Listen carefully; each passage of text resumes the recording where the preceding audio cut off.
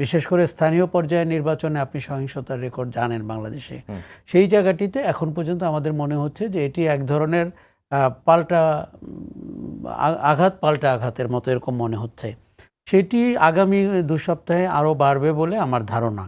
কেননা এখানে কথার যুদ্ধ দিয়ে শুরু হয়েছে, তারপরে এক ধরনের ফিজিক্যাল উপস্থিতি, তারপরে আপনি জানেন যে অনেক সময় নেতৃবৃন্দের হাতেও থাকে না যে তার সমর্থকরা কর্মীরা কোন দিকে যাবেন, কি করবেন। যদিও আমরা আশা করি যে নেতৃবৃন্দ এগুলোর দিকে নজর রাখবেন এবং ৫ই অগস্টের পরের বাংলাদেশে আমরা রাজনৈতিকভাবে নৈরাজ্য সহিংসতা নির্বাচন কেন্দ্রিক হলেও সেটি কিন্তু আশা করি না। কিন্তু এখন প্রধান ভূমিকা কিন্তু রাজনৈতিক দলের। দেখুন, আমরা সবসময় সহিংসতা হলে প্রশাসনের ভূমিকা কিংবা পুলিশের ভূমিকাকে খুঁজে ফেরার চেষ্টা করি, কিন্তু এখানে রাজনৈতিক দলগুলোর মানে ঠিক করতে হবে তারা এই সহিংস পথে নির্বাচনী প্রচারাভিযান চালাবেন কিনা, সমাবেশ করবেন কিনা, একে অন্যকে আক্রমণ করবেন কিনা। একটা জিনিস তাদের বুঝতে হবে যে এটি পুরনো রাজনীতি এবং পুরনো রাজনীতি ভোট নাও পেতে পারে।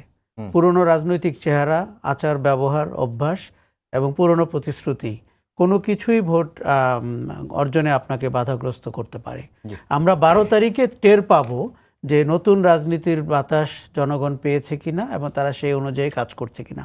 তবে প্রশাসন এবং পুলিশের ভূমিকা রয়েছে।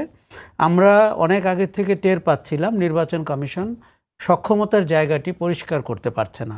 তাদের যে নিরপেক্ষ থেকে জিরো টলারেন্সে থেকে সক্ষমতা প্রদর্শন ২ সপ্তাহ বাকি আছে, আমরা এখনো টের পাইনি। পুলিশকে দিকভ্রান্ত এবং কিছুটা আপনার নির্বাক নির্লিপ্ত অবস্থায় আমরা দেখতে পাচ্ছি। কেননা তারা মনে করছেন নিজেরা মারামারি করে যে জায়গায় এসে দাঁড়াবে, তারপরে আমি দেখব কি হয়। এই জায়গাটিতে আমি আশঙ্কা এই জন্য করছি যে যদি লাগামটি রাজনৈতিক দলের নেতারা নিজেরা না করেন, এই মুহূর্তে অন্য স্টেক হোল্ডার বাজারে খুব শক্তিশালী অবস্থায় নাই।